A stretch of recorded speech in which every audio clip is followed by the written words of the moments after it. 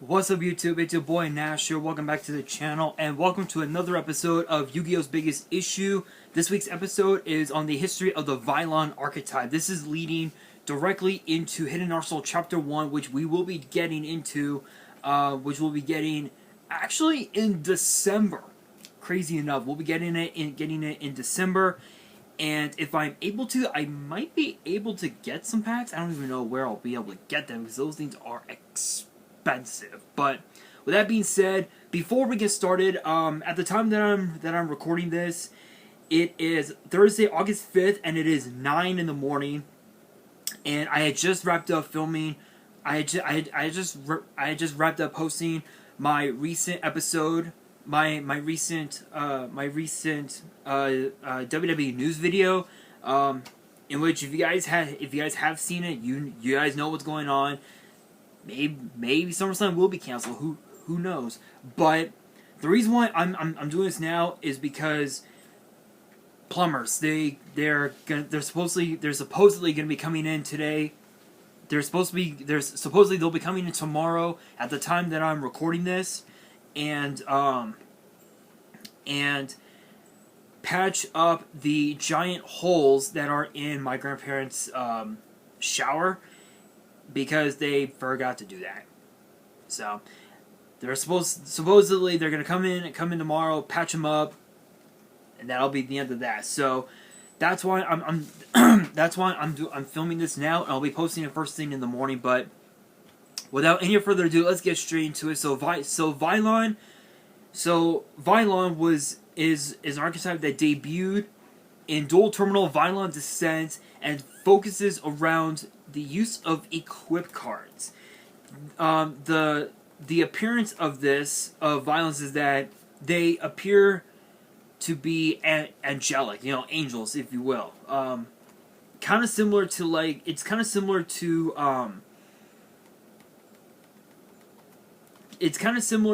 the goddess race from the animes, from the anime the seven deadly sins. If you guys have not watched that anime, I highly recommend watching it. We're supposed to be getting a second movie, and then the second half of season 5 sometime in the next couple of months. So I'm looking forward to that. But they are vaguely humanoid machines. Their attribute is light, and they have and they're either fairy, machine, or thunder as their type. And their team symbol is a golden orange orb, often with a gold metal trim. The name, now, as far as the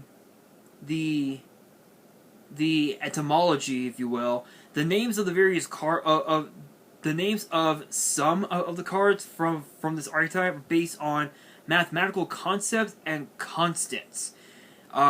It might not be a reference to a famous church official who once told a mathematician that, quote, there are angels in your angles. There are angels in your angles. The tuner monsters of this archetype are shaped and named after the three-dimensional geometric figures: prism, cube, sphere. After three-dimensional figures. Sorry, prism, cube, sphere, tetra, or hedron, if you will, stella, and stella, or octangula, if you will. And the Yu-Gi monsters are based on the four-dimensional figures, which are Tesseract and Pentachloro. The five Vylon synchros are each named after the phonetic pronunciation of a Greek letter. Some have bodies resembling their letter. Vylon Epsilon, Vylon Sigma, and Vylon Omega. While others have, while some of them have something on their bodies that resembles it, meaning, you know, Alpha and Delta. They all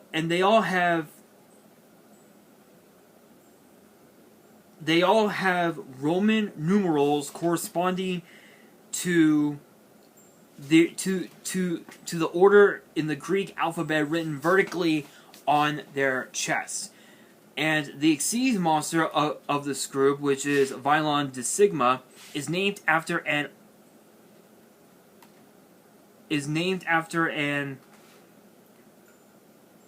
archaic Greek letter. Now, the story behind this actually ties into the dual terminal world, the story of the dual terminal.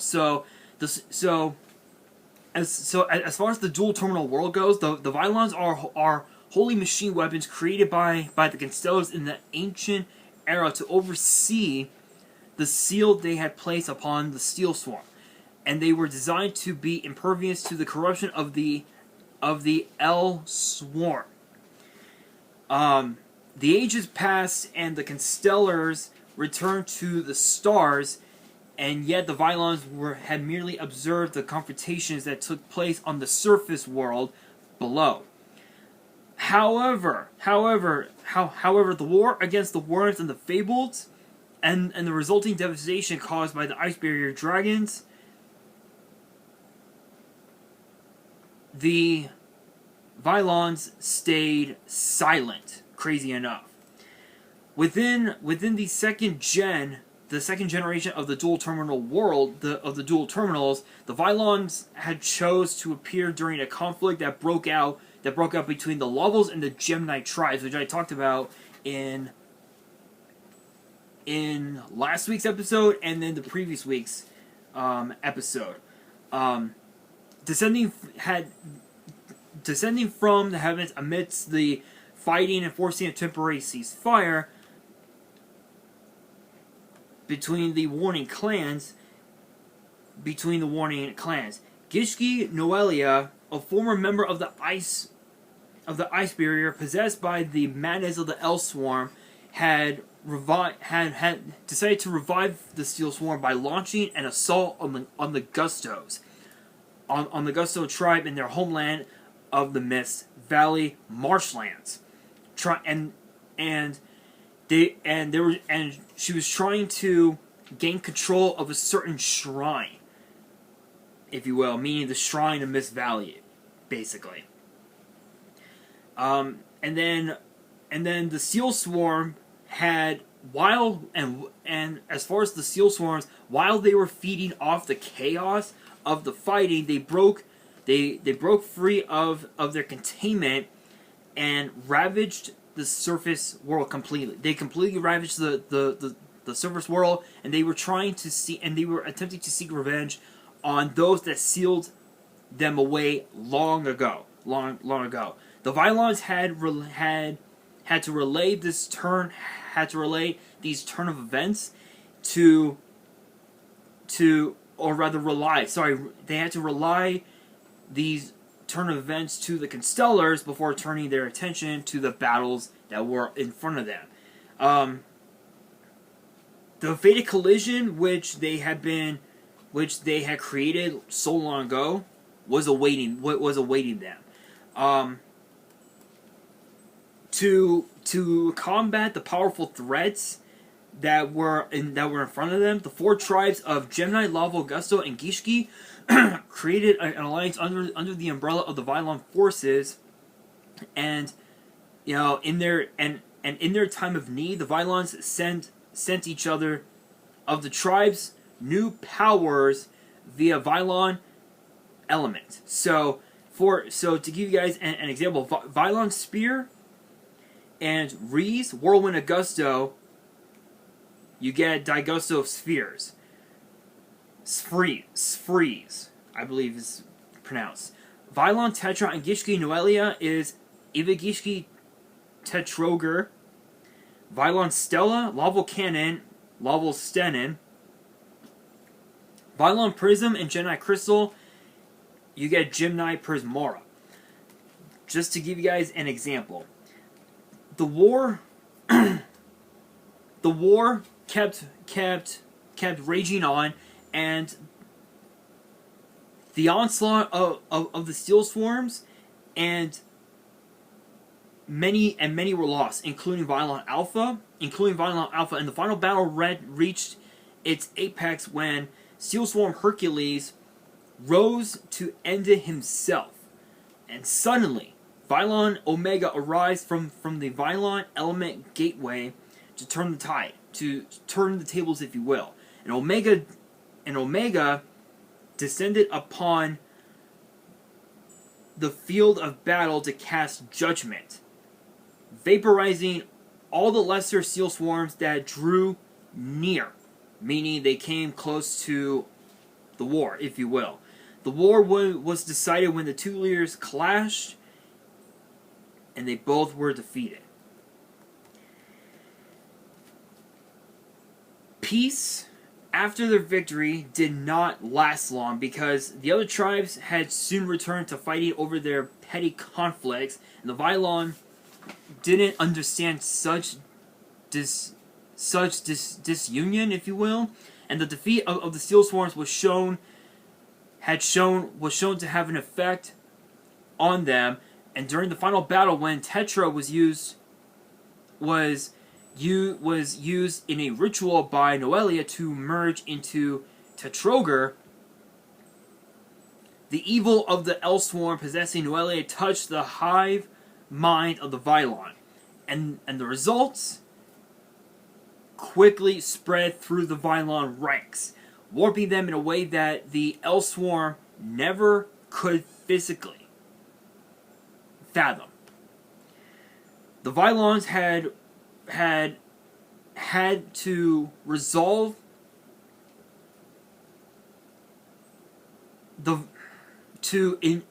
had a resolve in order to exterminate the other tribes, to end their ongoing feuds for good and create the perfect utopia, or the perfect paradise, if you will. Vylon Stigma, Tesseract, and Pentachlorio joined forces to create the Seeker of Absolute Unity, which was the Sigma. The four tribes were forced to unite once again, sharing their powers, meaning Xyz Summon, if you will, to combat this friend-turned-foe. The Sigma absorbs members of the decided to absorb the other members of the other tribes, gaining the power to defeat each one in turn, and heavily and drastically damaging them.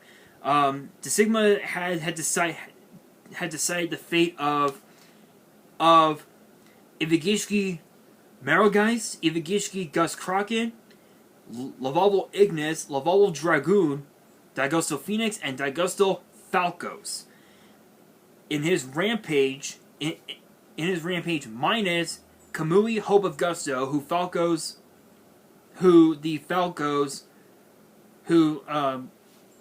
Daigusto Falcos aided in escaping, of course. Only Gemini Pearl, created from the strength of the who was created from the strength of the Geminites and the Gishkis, proved to be immune to the absorption of the Sigma's ability. And Pearl had the power to end the Twisted Angel. With the Vylon crushed, another threat was overcome, and the true enemy was only just stirring. However, and even now, as I'm talking about it, the Vylon are not there to oppose it. That's the story behind it. It's basically so to revise it, basically the Vylons were just there to not only stop the war, but also create a powerful weapon, basically. As far as the plane, the plane style, excuse me, all Vylon all the Vylon equipped spells can only be equipped to a Vylon monster, and have a secondary effect that allows the player to search for another Vylon spell when they're sent from the field to the grave while face up. This is actually a great asset to them, as it allows Vylon decks to keep their card advantage from their spells as long as they're able to, as long as they're able to have Vylon spells in the deck. Otherwise, it's pretty much dead. The Vylon, and so in Dual Terminal Judgment of Omega, there were 4 Vylon tuner monsters, levels 1 through 4. They were introduced in that set that have the ability to be treated as equip cards, crazy enough, when sent from the monster zone to the grave. Even if they were used as synchro material, at the cost of only paying 500 life points.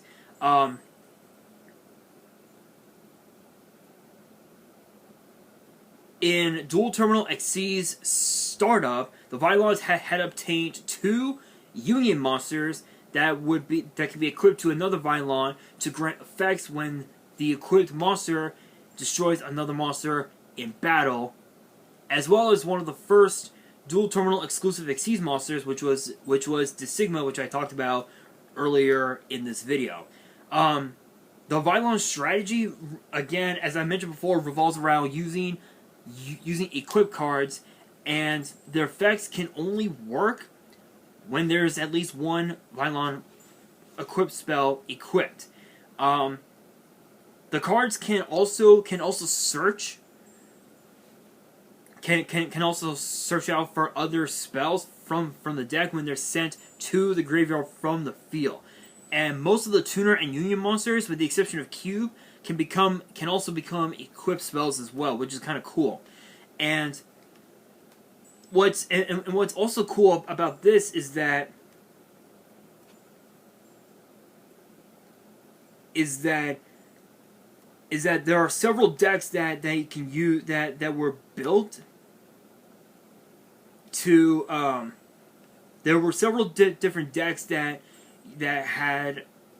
were really viable back then. You had Vylon Stigma OTK, which focused on Vylon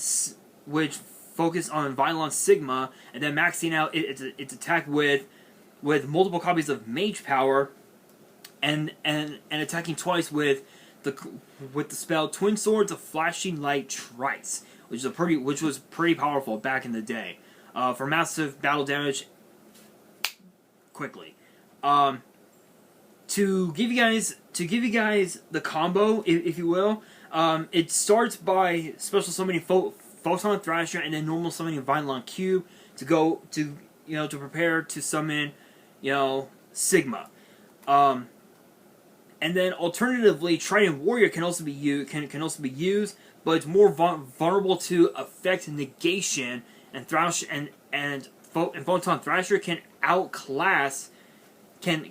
actually outclasses Trident Warrior in terms of its attack. Because the Vylon Cube is treated as a tuner, it can search out Mage Power when it's sent to the grave to summon Sigma, which is really good.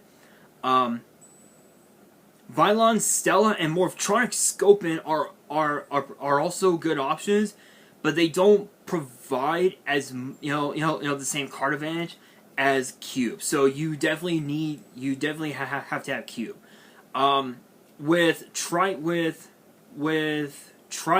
Mage Power, and Vylon Material for power, Vylon Filament and Vylon Segment for protection, and Vylon Component for piercing, this combo can be very lethal. Can be lethal and consistent.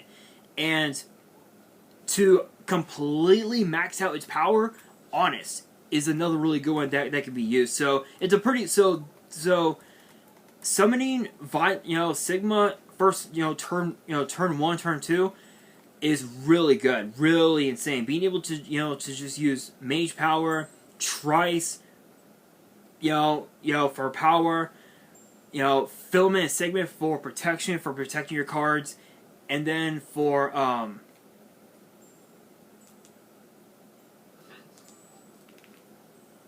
and using using component for piercing damage when your when your opponent's monsters aren't defense could really that's just too powerful. That is just too powerful. Another one was another deck was Vylon Espelon Control, which focused on summoning Espelon as quickly as you can, and using a segment to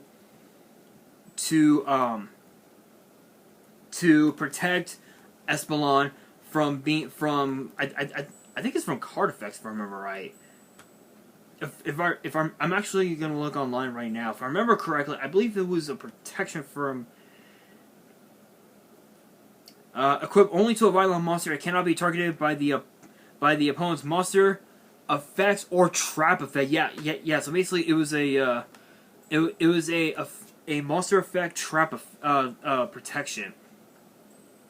So that was actually really cool. So that was another one they could use, which this deck would use Photon Thrasher, Summoner Monk, Cyber Dragon, Solar Wind Jammer, Ghost Ship, Vylon Cube, and then of course Thrasher, just the same card. So it's pretty cool. Vylon Element Swarming, basically just being able to swarm the field with a bunch of Vylon tuners, and being able to just also swarm the field with a bunch of synchros, which you could use Rod of Science KS, which I believe it's still banned, if I remember correctly. Yeah, I think so. Just to name off a few decks anyway. But the weakness of this of these decks, because that they are so reliant on using equip cards and all of that, and also having segment and filament, as their protection. Cards like Solemn Warning cards like Solemn Warning, Solemn Judgment are a really good way to stop the Vylon synchros from swarming the field. And cards like Macrocosmos can also banish your cards as well. Rivalry of Warlords is a really good one because since the archetype is made up of 3 different monster types, Rivalry Warlords can only allow you 1, which is really good. And then Royal Decree can stop your traps, which is pretty insane. Naturia Beast, Legendary 6 Samurai Shien is really good. Twin Twister would be another good one.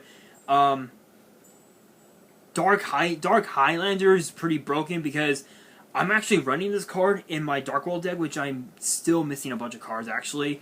Dark Highlander is really good because it can deal your opponent damage for each equip card for each equip spell that's equipped onto a monster. So your opponent's going to be dealt a lot of damage. If I remember correctly, it is 400 points of damage. So if your opponent has, say, 5 equip spells, 5 equip cards face up in their back row, that's 2,000 damage. Or rather 2,500 damage. That's a lot. That is a lot of damage to your opponent. Cards like Forbidden Lance, Enemy Controller, Book of Moon, some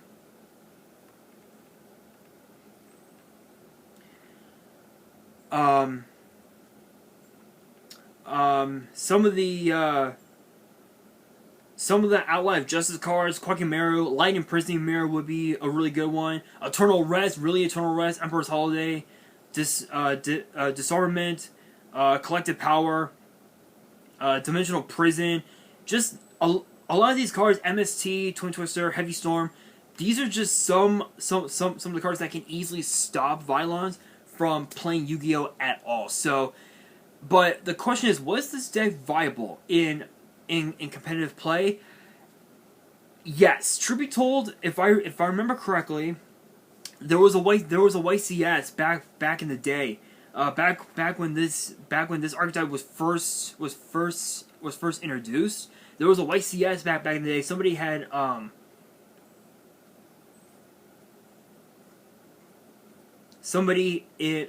think it was right around the time of Storm of Ragnarok. So Storm of Ragnarok, that was one of the last few sets for 5D. So right around that time, around 2011-ish, there was a YCS back in the day, and somebody had gotten a top. I think it was gotten top 16, something like that, from playing Vylon. But do I think it deserves support and any new support? No, I honestly don't, because Vylons are pretty much just dead at this point. There's really no easy way to build a competitive, Vylon deck in today's meta, with the fact that you have Ash Blossom, you've got Twin Twister, you've got Lightning Storm, Dark Ruler no more. There's no way you'll be able to build a competitive deck to bypass all those all those cards. There's no way. So there's no need for any new support. But guys, that is going to do it for this episode of Yu-Gi-Oh's Biggest Issue. Let me know in the comments below your thoughts on the Vylon archetype, and do you believe that Vylons deserve new support? Let me know in the comments below. And that is going to do it for this video. Hopefully you guys enjoyed. If you did, make sure you guys smash the thumbs up button if you guys are new to the channel. You guys want more episodes of Yu-Gi-Oh's Biggest Issue, which gets posted every Friday. Make sure you guys subscribe to the channel and hit that notification bell so you guys don't miss out on any new content that comes your way. And be sure to follow me on Twitter and Instagram. All the links will be down in the description below. If you guys have fan mail that you want to send me and want me to open up on the channel, my address will also be in the description as well. And on that, this is your boy Nash, signing out.